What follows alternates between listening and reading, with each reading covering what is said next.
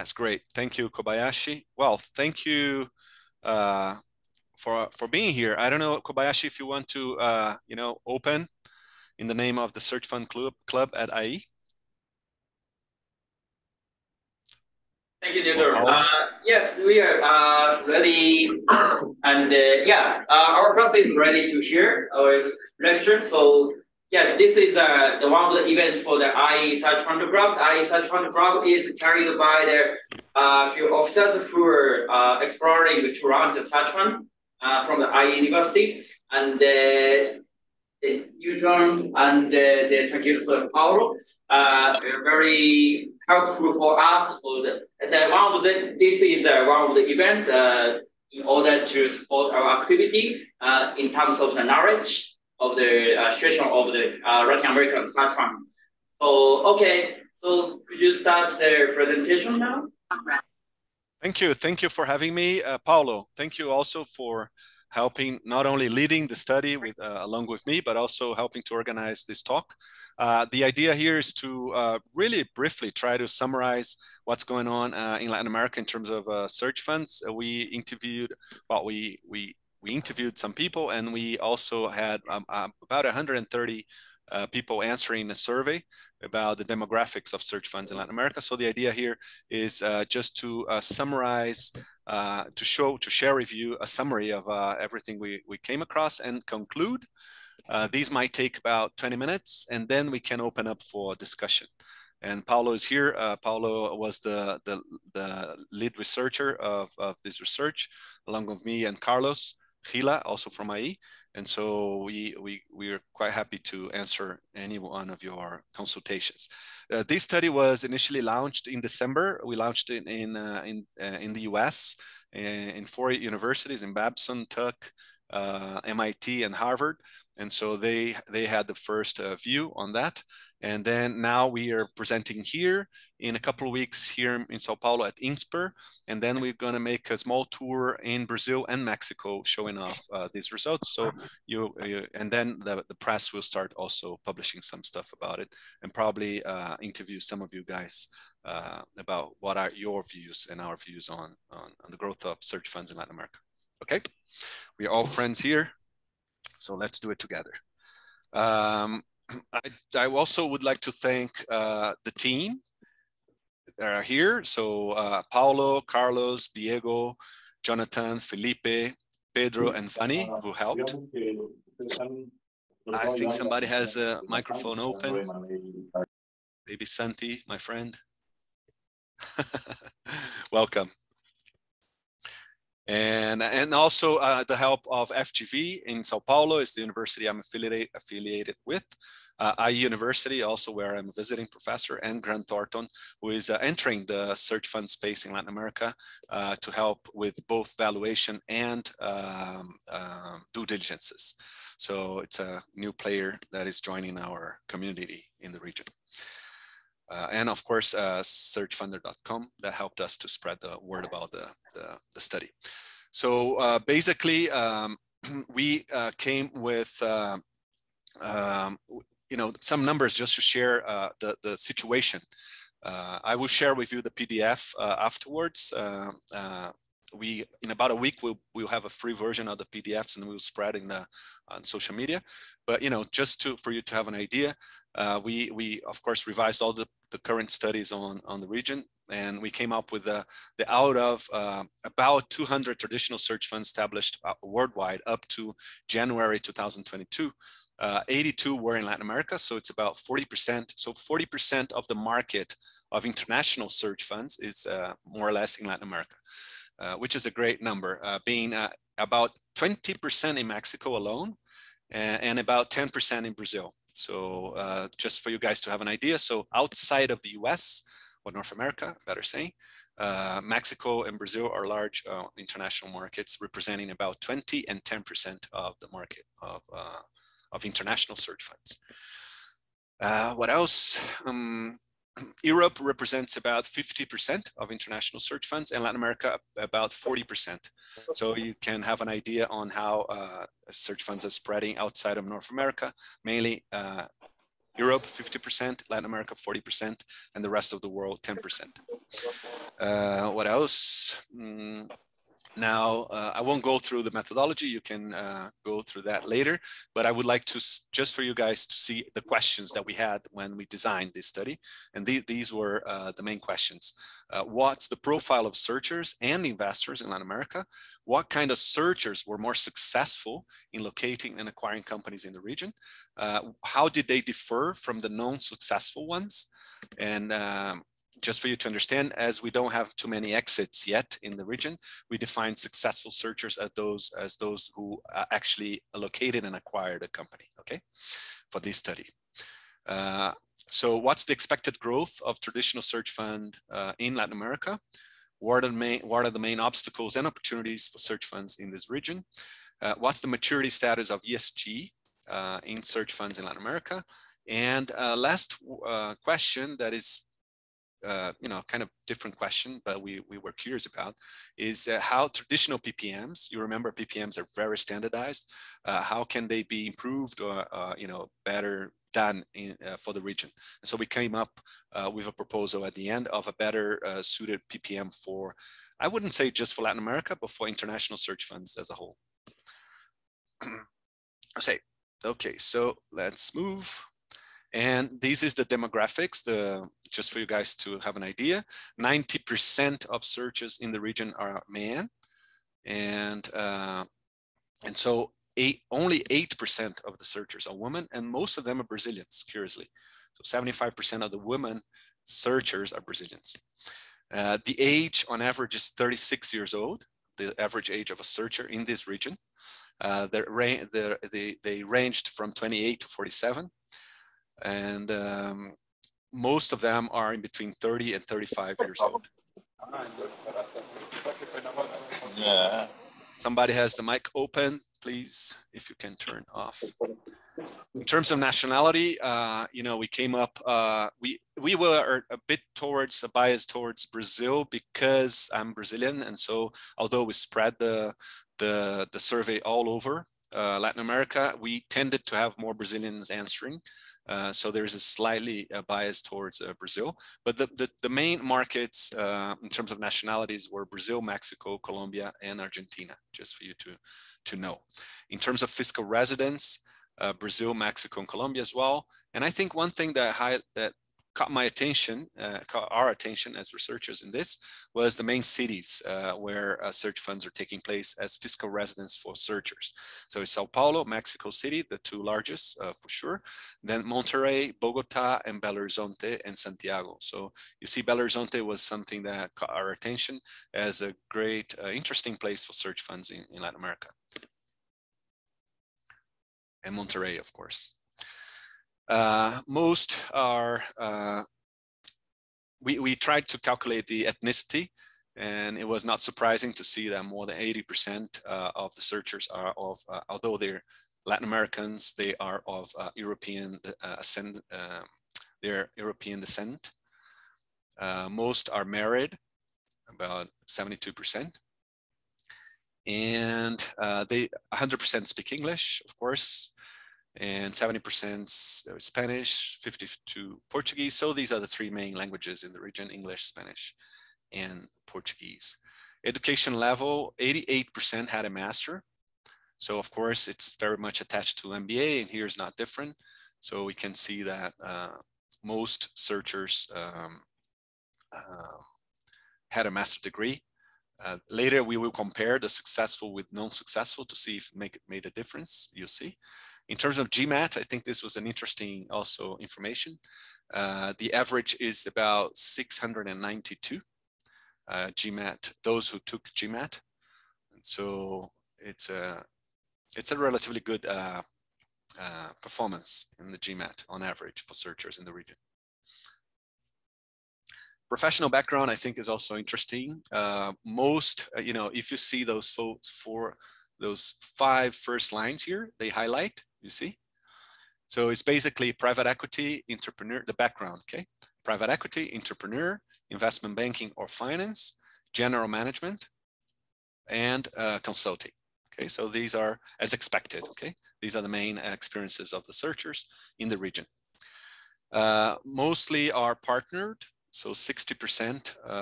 So almost 3 out of 5 search funds were a 2 partnered fund, which is a characteristic of also of the region. And oh, this was also something we were curious about, which is what's the personality of searchers in the region, right? What kind of personality? There are many different ways of measuring that. We decided to go simple and just take the MBTI, which is you know, quite standard. It's an old test, but you know, everybody plays with it or played with it at least once in their lives, at least in the MBA. So I think it was easy to come up with some interesting information. So 4 personality types represented almost half of all the searchers in Latin America. So you see 4 out of the 16 represented 50% of the searchers in the region. So what are those basically? So the ESTJ, which are summarized usually as the executives, 16%. Then the ENFJs, the protagonists, about 11%. Then the ENTJs, the commanders, and the INTJs, the architects.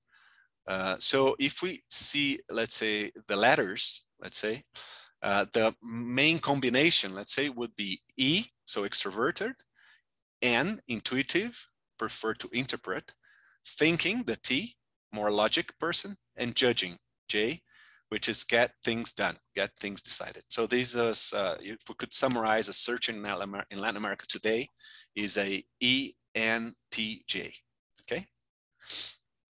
And here you can see the results by letter. So you see E is much higher than I, N is not so much higher than S, but it's higher. Then J is higher than P, and T is very, very much higher than F. So you can see that get things done and being logic in getting things done is a big characteristic of searchers in the region. Okay. So the types of funds and PPM age of the sample we calculated. So mostly we measured traditional search funds. Only 8% was self-funded, and another 8% were other kinds. Okay, but mostly 84% were traditional search funds. And the average age of the PPM that we analyzed I don't remember now how many PPMs, but there were a lot. And they were 40 months old, usually 41 months old. Okay. Now the profile of the investors, this is quicker. We didn't go so deep, but you can see that we interviewed about 34 investors. Are, you know, again, 91% male, with desperately needing more female investors in the region and searchers as well. So we have to work on that. Half of them are individual investors. That's an interesting information. So you see that from the investor point of view, the region is still at the beginning, right? Institutional investors about 40%, and then another 10 are both of them. The average age was 44 years old, so roughly about 10 years older than the searcher. And the majority of them were above 40. The largest group, let me see, was from,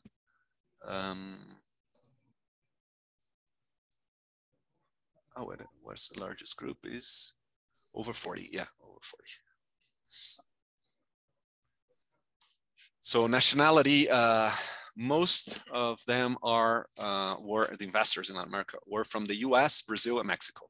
Okay, so most investors in Latin America have one of those 3 nationalities, followed by Spain and Argentina. Okay, so these are the top 4 investors are from US, Brazil, Mexico, and Spain in the region, with fiscal residence in Brazil, Mexico, US, and Spain as well. Again, 75% married or in a domestic partnership, and almost 90% are European descent. So we need desperately more diversity, not only in searchers, but also in investors. Spoken languages, again, English, Spanish, and Portuguese. educational level, a bit smaller than the searchers. So 75% have masters. And the GMAT, only half of the investors took GMAT, but on average, they scored 10 points less than the searchers on average, okay? On 683. And professional background, relatively similar to those in with the searchers. You see private equity is big here compared to the searchers. Then investment banking and finance, so these are the top two. But then we have entrepreneurs, general managers, and consultants and venture capitalists as well, okay? So it's slightly different here in terms of much more private equity and finance, a bit of venture capital, and the rest is similar. Okay, so now we analyze the data. We still have some 5 minutes to conclude. So we started to compare things and see what we could withdraw from all those information that we shared. So we defined successful as those searchers who were able to locate and acquire a company, and non-successful those that didn't, okay? Just to compare. These were two large chunks of people that we could compare, so we decided to do it that way. So we are 95% confident that the true proportion of successful searchers is about 44%, 30 and 56 in the region. So we can conclude, let's say that about, to summarize, 50% of searchers will succeed in locating and acquiring a company in the region, okay, with a kind of a scientific certainty. The numbers so far, if we measure everyone who tried and acquired in the early stages of search fund in Latin America, they are more towards 80% of them found. But if we compare the successful with the non-successful here, we are getting to about 50%. We tried to come up with correlations to see if we've discovered something. And you see that we didn't, unfortunately, with one exception. So we tried to, for example, compare successful and unsuccessful searches with their education to see if, for example, successful would have more MBAs or would have higher GMAT, for example. We couldn't say that scientifically. The same with number of partners. We couldn't scientifically affirm that dual partners are more successful than solo. We cannot, unfortunately. The MBTI, the same. We thought that we could find something, but we couldn't. Still, you know, the proportion of non-successful and successful. Oh, we have a mic on Eduardo. Thank you, Eduardo. And so we couldn't, unfortunately. All the letters we went through, and also we couldn't prove scientifically that, you know, extroverts were more successful than introverts and so on and so forth. Of course, we can slightly see some advantages from one side or the other, but we couldn't scientifically say something. However, here we have a Eureka, you can see here. This was the only scientific finding of this, let's say, research that we could actually publish in a journal, let's say. It's a scientific, actually, finding. There is a true relationship between age and successful searches in Latin America.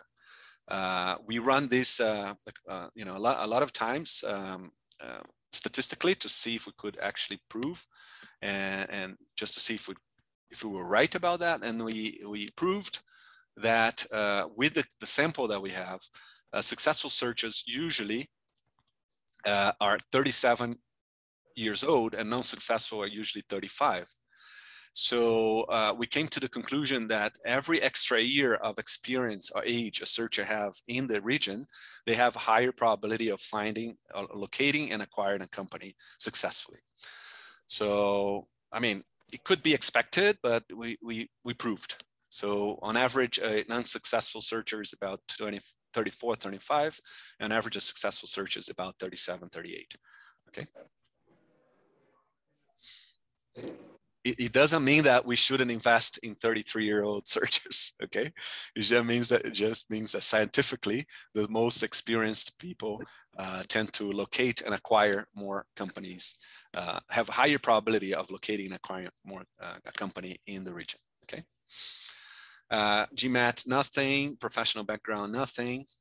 And oh yeah, this was, we calculated the growth of the industry. I don't know if you can help me here, Paulo, but basically we saw the growth of the industry in the last years. We measured in terms of searchers, investors, and PPMs, and we came up with a projection.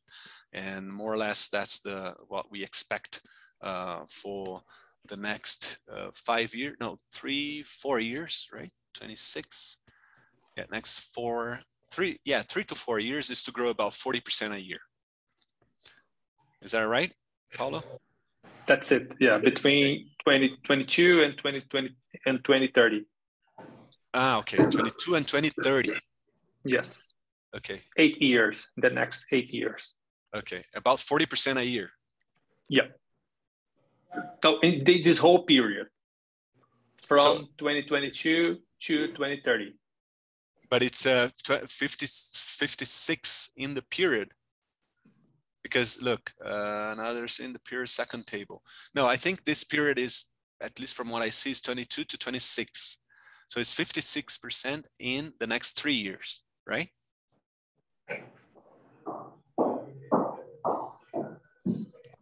Anyway. Oh yeah, yeah. All right. I mean that's what I'm reading from the table. But we have an explanation in the conclusion that we might get more details. These are the conclusions, and with that we close. So profile of the searchers and investors we went through, you know, very male yet, very white male, actually, in both sides. We have to change that. GMAT is about 700. So we can predict more or less how the MBTI is interesting. We have 4 kinds of MBTIs that are more present. More successful are older, successful in locating and acquiring companies. They are older on average. And this, I think, is something that I would like to share with you that it was not before, which are the main obstacles and the main opportunities in the region. Okay, so main obstacles: bureaucracy and red tape came up as number 1. Then lack of access to local capital came up as the second biggest problem, and exchange rate volatility as the third. It makes sense, right? All of them. Then in terms of opportunity, long-term market growth of the region, room for increase in productivity, and room for copying solutions from more developed markets. These are the 3 more, let's say, mentioned opportunities in the region. Okay. In terms of ESG, that was absolutely disappointing. Basically, less than 5%, only 1 respondent, answered to have witnessed or well-established practice of ESG in the company they acquired in search fund. So that's a disaster in my point of view. So basically ESG is not in the industry in this region yet. So we definitely, as investors and searchers, we have to put this in, to plug this in the agenda. And now I think, just to conclude, the PPM, this is what we came up with that was interesting. We analyzed more than 50 PPMs in Latin America and compared them with PPMs from all other regions in the world. And the research team concluded that strong PPMs in Latin America, and I would say any other international market, usually include much more detailed information about some key aspects of the market where the search fund will be established. So if you're going to buy a company in Peru, you will have to describe what's the Peruvian market looks like and what are the characteristics of the acquisitions and things done in Peru, and so on and so forth. In Vietnam, the same. In Algeria, the same. Or Egypt, the same. So in Latin America is the case. So for that reason, what we proposed is the use of a new international PPM format instead of the standard Stanford Americanized PPM format. To be used by searchers from Latin America and maybe from other also known North American areas. And here you see in the appendix what we propose. So what we did, just for you guys to understand, we took the standard PPM from Stanford and we adapted according to the best PPMs we came across in Latin America. And basically we proposed the inclusion of 1 chapter, okay, which is we have the search theme, and then we included the market opportunity here, and then you have the investment opportunity. we include this market opportunity, okay? So, oh, BD, your mic is on. If you could please turn off. I don't know who BD is. Sí. BD, sí. Are you there? Can anyone turn him off? Sí. I can't. I don't think I'm the host. De acuerdo. De acuerdo, BD. Vale, de acuerdo. Okay. Who is the host? Okay. No. Yo igual. Kobayashi, could you please turn his microphone? Yeah, or make me host, please. Thank you. So just to conclude, and thank you all for these, patience to hear the summary of an academic study. It's pretty much similar to the Stanford, but we just propose here a deeper analysis on the economy you're addressing. So for example, the size of that economy, how's the growth expectation of that economy, how many SMEs are found in, let's say, Ecuador. In Ecuador, how population is aging in Ecuador, how succession is done in terms of SMEs in Ecuador, how many SMEs can be acquired by search funds in the next years in that market, so on and so forth. How is the private equity market in Ecuador? How is the private equity middle market doing? VC, how is evolving? The search fund market, how many search funds there were, how many acquisitions have been done, and et cetera, et cetera. So we suggest inclusion of this, okay, in PPMs that are for the region. And that's it. I think with that, we are done and we can open up for an open debate. Questions and comments and complaints.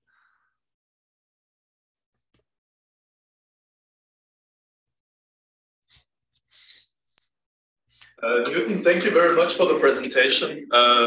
I was wondering if you had any information about how long it would take a searcher on average to locate an opportunity. I mean, maybe that would explain the age. Yes. Yeah, it's true. It's correlated. Usually it takes about from 1 to 3 years, right? And so on average, it takes about 2 years to locate a company in the region. But due to red tape, sometimes it extends a bit more for 6 months or even 1 year more. So I would say, yeah, this is more or less, is the standard. Thanks. Santiago. Congrats, Newton, on an amazing study. Well done, amigo. Thank you. Two questions. One, as a follow-up to the question made in class, what do you think is the difference of age between the age where a Latin American searcher starts and the US searcher starts? Is there a big difference in this field? There is. Yes, there is awesome. A difference. Yes. And then the second question is related. I was glad you included ESG on the survey. And what was, you mentioned one example of someone that did this successfully. What was that? Okay. Well, regarding the age, I think what explains this difference is that on average, Latin Americans go to MBA later than on average Americans do. So on average, Americans, let's say, go to do an MBA at the age of 26 or 27 or 28. And Latin Americans go on 28, 29 or 30. And so they are, let's say, 2 or 3 or 4 years behind in terms of accessing the MBA. And that I would say explains a bit also the older age of searchers, Latin American searchers on average. Okay? So basically the time of experience outside of the MBA is the same. It's just that they graduate at a different age. Well, they have a previous experience, a larger previous experience before the MBA. Pre-MBA. Average. Yeah, pre-MBA, yes. And in terms of ESG, I don't remember exactly. I suspect the company it is. I don't even know if I can say, but I suspect it is one company that I know. It has a strong ESG policy, which was one acquired in Brazil by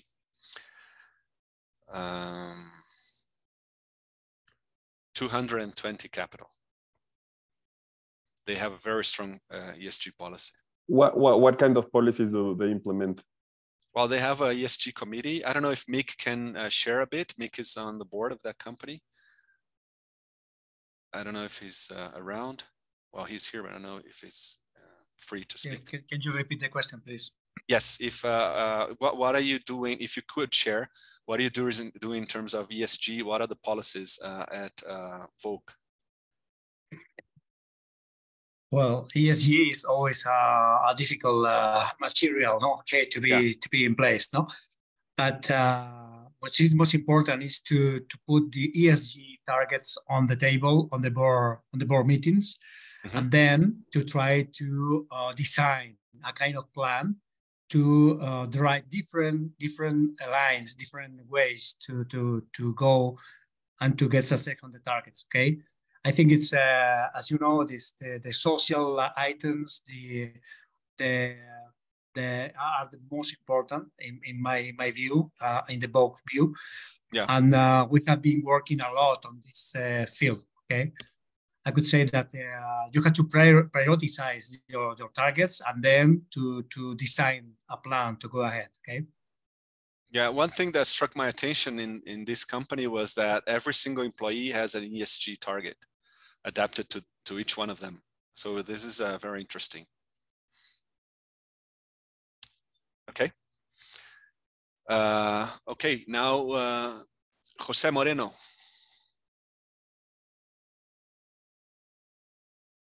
You're mute.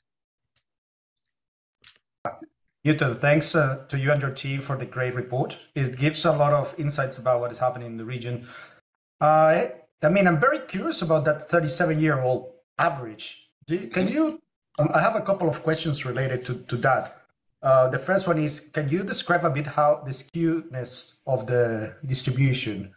And then also related, I think, with Santiago's question. So people tend to go to the MBA later, but do they actually do like many US searchers do as well, of going straight after the MBA to pursue the search fund?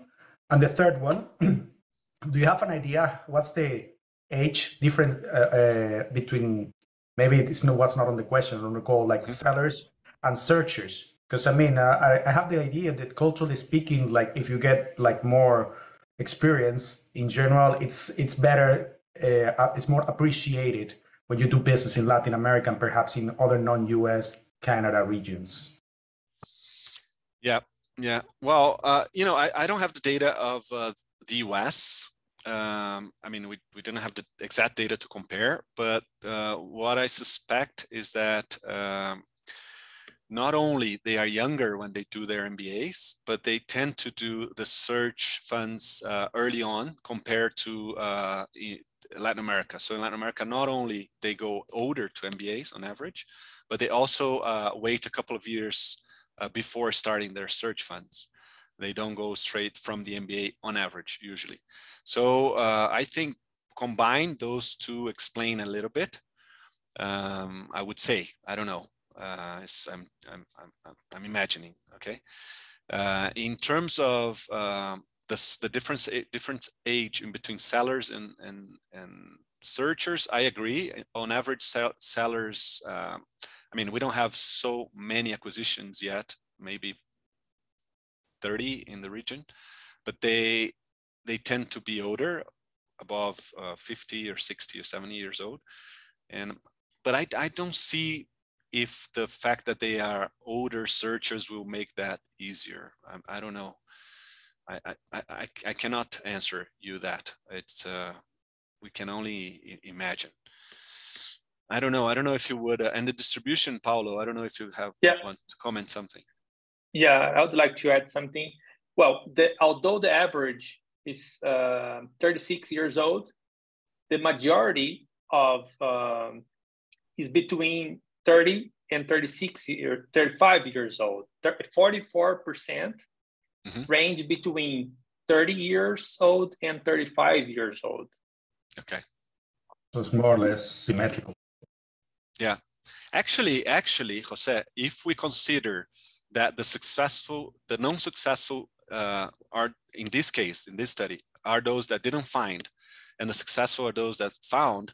If a searcher started at 34 and he still didn't find, and he finds at 36, he'll be on the average. You know what I mean? Because it takes about 2 years to find. But I think what we could withdraw from these specific finding is that what the data shows is that the older you are, the higher the probability of finding. That's the finding. Okay. All right. Thank you. You have a comment before Juan? Thank you, Newton. First of all, I would like to congratulations to you and your team, because the service is incredible and excellent.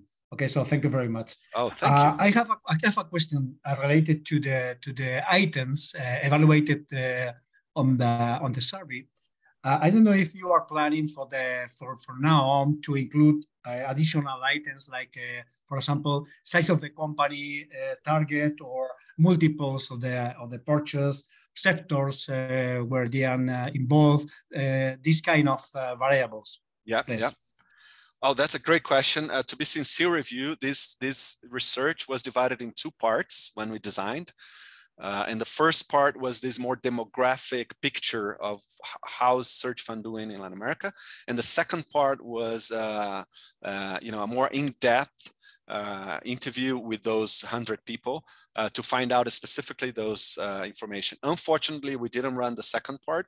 We didn't have the resources to do it, but we still have that pending, as well as trying to replicate this study just for Europe at some point in time. But we would love to go towards that direction. We don't have that information now, other than just like the market information that we exchange with colleagues. But that's the next step for us. Juan? Hi, Newton. Thank you again to you and the team for the valuable contribution. Very welcome. Good to see you. Good to see you as well, to the ecosystem. I have a question regarding the unsuccessful ones. If you identify what's the most popular reason for unsuccessful ones, either a lack of equity gaps they have when they found a target, or lack of targets and less people willing to sell in the region? That's a great question. Thank you. Great question. I think there is a kind of a consensus in the region that there are much more companies to be acquired than searchers to find them. This is a kind of a consensus among many people that I speak with. So the problem is not lack of companies. So the number of SMEs to be acquired are there.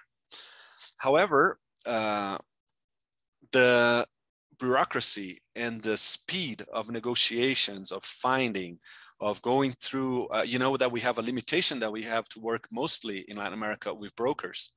It's very hard to conclude in only 2 years the whole cycle of acquisition with, with a proprietary deal. And so we get constrained to work with brokers. And brokers in Brazil, for example, I don't know, maybe they are 150 or no more than 200 brokers, and maybe Mexico, you might have 100 brokers.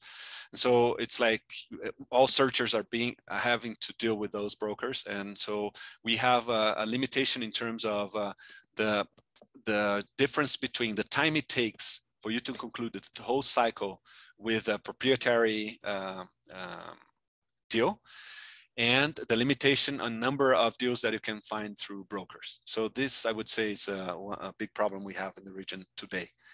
I don't know if anyone wants to help me answer. Rodolfo, maybe you are searching now. Who else is searching now? Here. I would add, agree with you, Newton, and for proprietary, it would take too much time for us to make a deal, because in the beginning you still have a learning curve on what to search, which sector, and so on. I think proprietary could work if you start from day one looking at one sector, one very strong thesis. May work, but even though you're going to be stuck in the small world, and you may not find a company in that world. On the other hand, with the brokers, it's a competitive process. Sometimes you're running against maybe even a PE or a strategic buyer or other searchers. So you have this problem, and then you have, of course, the due diligence process and all the I wouldn't call bureaucracy, but the process itself is long, and there's a lot of informality and so on. So these are the main issues I would say about time. Yeah, I agree. You know, one of the things, I work with some searchers, and one of the things that I always constantly telling them is like, hurry up. You know, it's like, because it takes, as Rodolfo said, some time for you to learn, to get into the searching thing. So the earlier you go for, you know, searching and locating and actually signing LOIs and so on and so forth, the less, let's say, anxious you get in the second year, you know. So if you come across a nice deal, even if it's not the perfect deal, there was a professor of private equity that used to teach in my private equity courses, an amazing guy, who is one of the fathers of private equity in Brazil, and and he used to tell in class that I agree with him that a good deal is a done deal. So if we're too you know, if we criticize too much the deals that come in the pipeline, we might end up losing the time to acquire something. And so it doesn't mean that you have to buy any company, but you have to really, you know, if there is a deal to be done on the table, you definitely should look carefully, because not always the seller is in the right moment, in the right mood of selling. And so if you come across this case, take a look. Okay, I don't know, I would, I don't know, give time for another 2 or 3 questions, and then we can conclude. Or comments?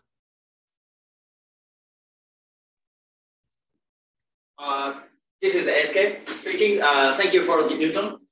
Yeah, you're welcome. Yeah, I'm from Japan, and now I'm planning to run the search fund in Japan. And okay. In the last 10 years in Latin America, traditional search fund has been increased drastically. Yeah. So I think in the East Asia, Eastern South Asia, now following the situation of Latin America, I feel. So I have curiosity, and I want to ask that how the Latin American search fund increased, mainly by the traditional search fund, or in parallel, the kind of the accelerator search fund is also increased. I'd like to know that point. Yeah, good comment, good question. That's a good question. I think both models will evolve. A traditional search fund, there is a reason to exist, and it's and the main reason is because it's less risky for everyone. So it's a kind of a community job done with many people together, and so you drastically diminish risk by following traditional search fund. So that's why traditional search fund usually is the way to start, or the way people prefer to start, because you have a lot of investors, you know, people that are experienced, local investors, foreign investors. You have, you know, searchers, MBAs, etc., all working together. So that makes risk less risk the deals, right? In acceleration, in accelerators or self-funded or single-sponsored search, it's different. It's similar, but it's different in the sense that you have less heads working together, and so theoretically you increase risk. So I think what I saw so far, if I compare either in Japan or Europe or here in terms of accelerators, is that usually searchers that are more confident and they are more aligned with those profiles that we saw here in this research, they are confident enough to go by the traditional model, because either they already worked for private equity or venture capital or investment banking or consulting or entrepreneurship and etc. So they feel confident that they can lead the whole process. Searchers that are not so rounded and they never worked in one of those areas, for example, they worked in, I don't know, in retail or worked in marketing or, you know, something like that, they tend to rely more on accelerators, precisely because of that lack of knowledge in those areas. And so it makes sense. It makes sense. So they are themselves trying to diminish the risk of their search. And so I don't know in which country, which format will work more. I just think that there will be space for all formats, and even new formats that we don't know yet. In the case of Japan, I can clearly see the two formats coexisting. Newton. Yes. Following up on that question, I was wondering if you think that the capital available to invest in search funds in the region will keep up with the pace that you project with your forecast in the next few years.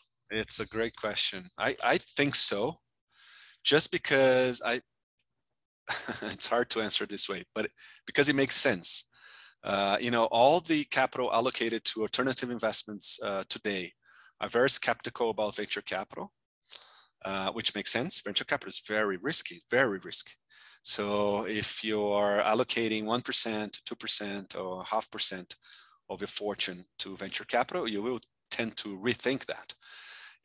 But of course, in alternative investments, you don't only have venture capital. You have private equity, you have many things. You have crypto, you have, and now, let's say now in between marks, because it's a relatively old asset class, but now we have the spread of search funds outside of North America, and this is becoming a new asset class in Latin America, in Mexico, in Brazil, for sure.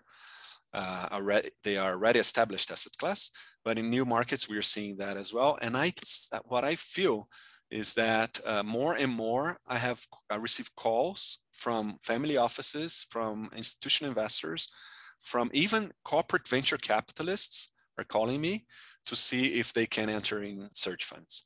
And that, for me, the message here is they are looking for something that is relatively similar to venture capital, but less risky, and with a more real economy taste. That's what that's how I read this, but I might be wrong, of course. Great, thank you. So answering your question, I think we'll have more capital, I think. Fingers crossed. Yeah, the thing is, we have to see the exits. It's always the same. When we start seeing the exits in the next years, in Europe and in Latin America mainly, then we'll see what's going to happen. If the exits on average are very good, or very good, I think there will be a lot of capital coming. If the exits are not so good, it's not gonna grow so fast. So let's keep an eye and see. I think some exits will be very good in the region. Well, I would like to come to a conclusion and finish here our talk. It was really, really a great talk. I'm very happy with the Search Fund Club at IE. Thank you so much, Kobayashi and Paulo, for putting this up. And yes, the last comment, someone? Newton? Yes. Oh, hey, hello. Hi, Raul. Hey, thank you for this presentation. Very interesting. Great study. Question. Yep. Why only 150% search funds? Oh, here. Yeah. That was a joke I made during the pandemics. I had lots of meetings, all of us online, and then nobody knew what search fund was. And when I decided to go deeper and deeper into search funds, I made this. Basically, this is the step up. It's my commitment to this industry that I love, to entrepreneurs. I love entrepreneurship, and 100% into it, which is not coincidentally the step up. Okay, thank you. Okay, any final comment, any final conclusion anyone want to share, or before we come to an end? Now is the time. No, Paulo's fine, Kobayashi's fine. And well, all I can say is just thank you so much for your participation, your attention here. I'm very happy to be part of this community, and all of us together growing this community in a nice way worldwide. Thank you, Newton, very much. Thank you. Prof, can we take a picture if you don't mind, please? Oh, sure. That's a great. Yeah, let's all open our cameras and take a picture. Participants. So tell them. Yeah.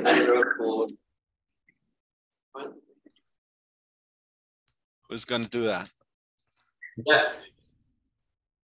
Okay. So everyone, if you don't mind, please hands up. Okay.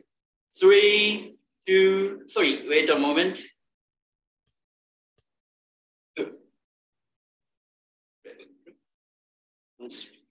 Hello. Hey, wait a moment. Sorry.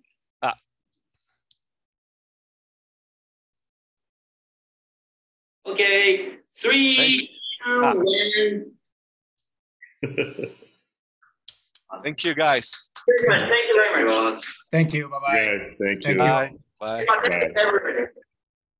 Thank you. Thank you. Thank you. Thank you, Newton, very much. Thank you, You're welcome. I will text you there about the detail point afterwards. Okay, I will share with you the PDF. We're about to finish the final version of the PDF, and then I will share with you and throughout the communities, in my social media, everywhere. We're about to finish. We're just revising some few points, and we will share the free open PDF. Thank you very much. And thank you for the power of all the arrangement and the communication. Paulo is the man. Paulo is the man. Thank you. Thank you, SK. My pleasure. Bye-bye, guys. See you guys. Bye.